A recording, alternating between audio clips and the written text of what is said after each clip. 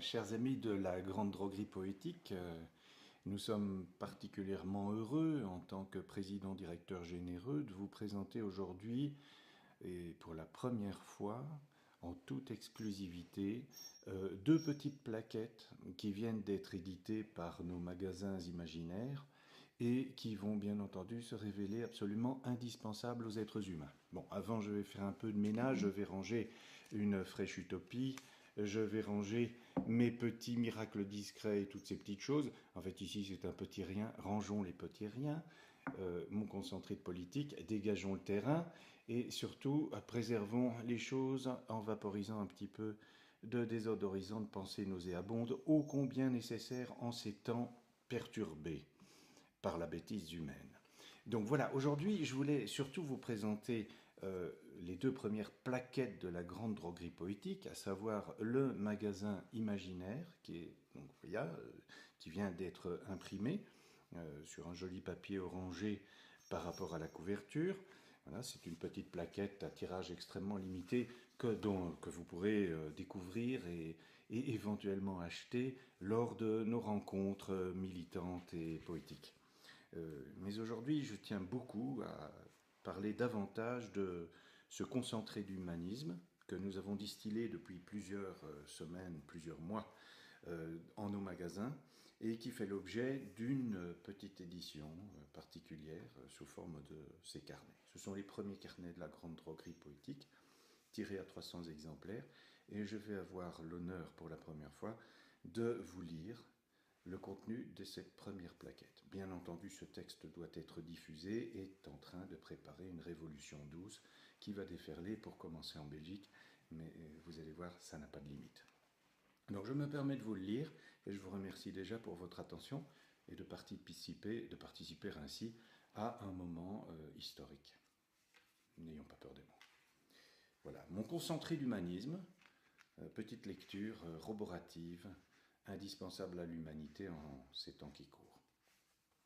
C'est une lettre aux institutions belges, diverses et variées, ainsi qu'au gouvernement des différentes sociétés humaines de tous les continents.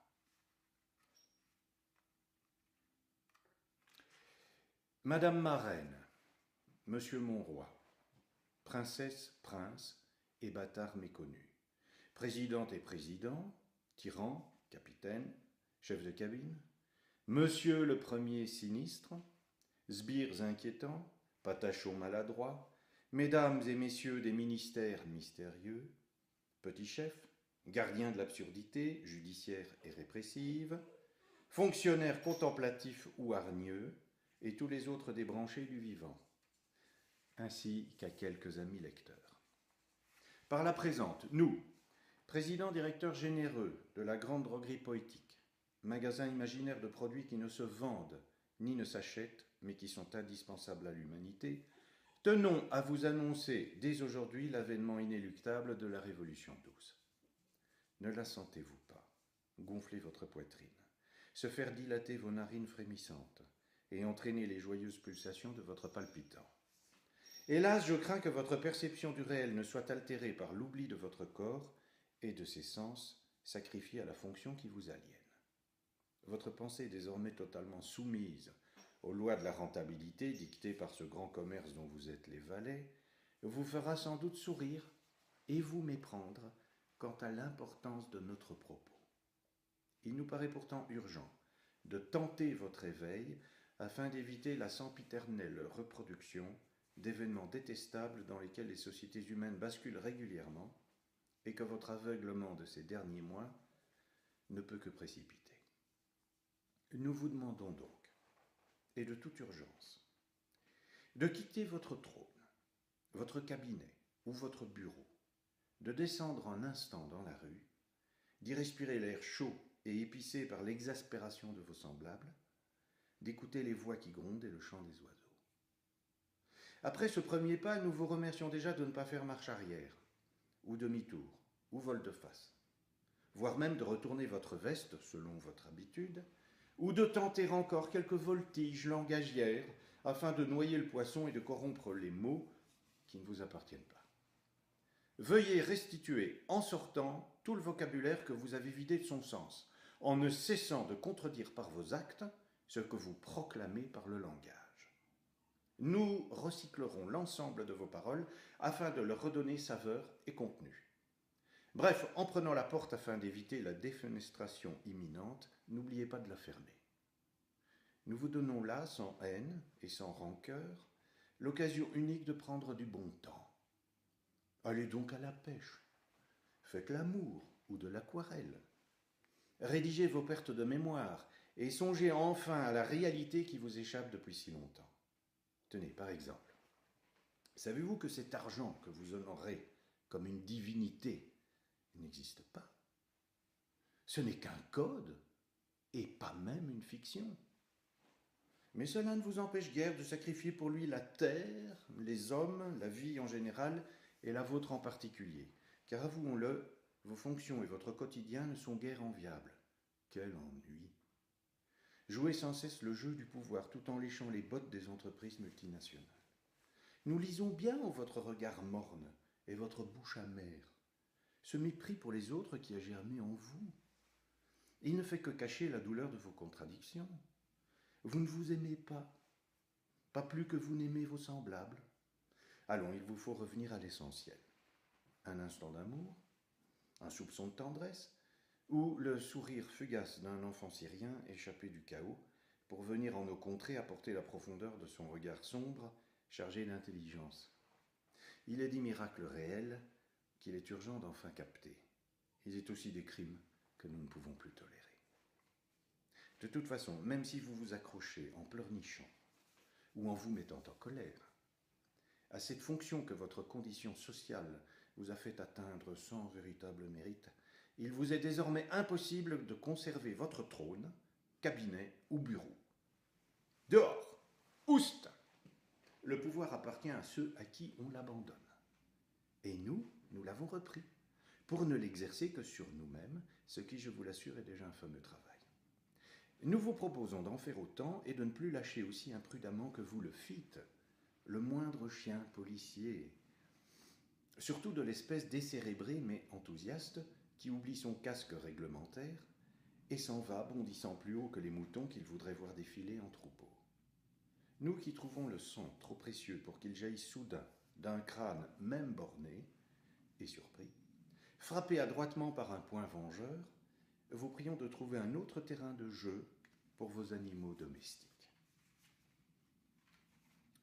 Ensemble, essayons de nuire un peu à la bêtise et tentons d'éviter ces regrettables incidents où bourreaux et victimes se confondent.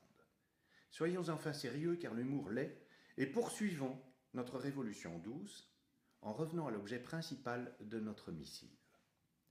Vous trouverez en annexe les documents officiels que nous avons scrupuleusement complétés afin de faire circuler sur l'ensemble du territoire de notre petit royaume la flotte glorieuse des 1600 camions-citernes contenant chacun approximativement 15 000 litres de concentré d'humanisme, soit un total de 24 millions de litres, bien nécessaires pour décrasser une pensée polluée par le racisme, la paresse intellectuelle, l'indifférence, le manque de curiosité et de gourmandise, le glissement du désir vers l'illusoire réplétion consumériste, l'oubli de l'érotisme, l'atrophie des sens, etc., etc.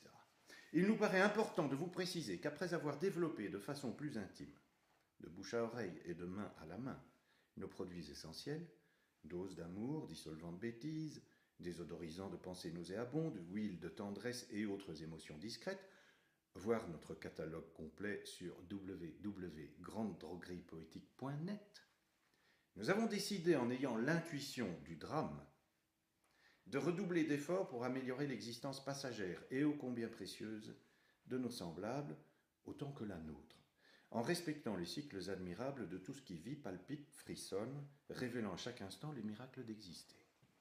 Nous nous sommes donc concentrés, en nos laboratoires d'utopie nécessaires, sur une période brève et quelque peu embellie par l'histoire que nous ne cessons de réinventer, en extrayant de la Renaissance la pensée d'Érasme ou de Rabelais, nous avons capté les saveurs de l'ironie, ainsi que tous les arômes de la gouaille. Nous sommes désormais fiers de pouvoir offrir à nos contemporains la force vivifiante d'un humanisme exacerbé, grâce auquel nous allons tout simplement sauver la Belgique, ce pays qui, comme tout autre, mais peut-être davantage encore, n'existe pas. Toute frontière étant arbitraire et fictionnelle, il va de soi que notre intervention permettra très rapidement une circulation libre à tout être humain, entraînant échange culturel, pensée polymorphe, abolition des dogmes et de la stigmatisation des différences. Concrètement, nous vous annonçons qu'à partir de ce mois d'octobre 2016, notre flotte de camions sillonnera l'ensemble du territoire pour déverser généreusement et bien entendu totalement gratuitement des rivières d'humanisme.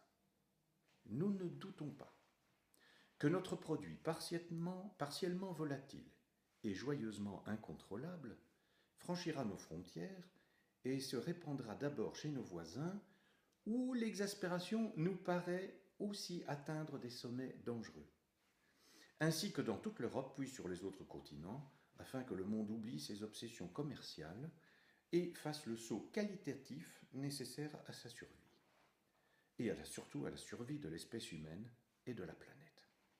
Il est totalement logique que partant d'un pays surréaliste et poétique, notre concentré d'humanisme se diffuse inexorablement à la façon de ces chocolats ou bières diverses et goûteuses dont la qualité enchante les papilles de quelques gastronomes éblouis disséminés aux quatre coins de la planète.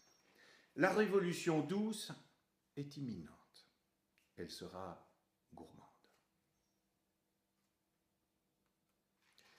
Dans cette attente, et pour la préparer, nous retournons à notre distillation quotidienne et méticuleuse.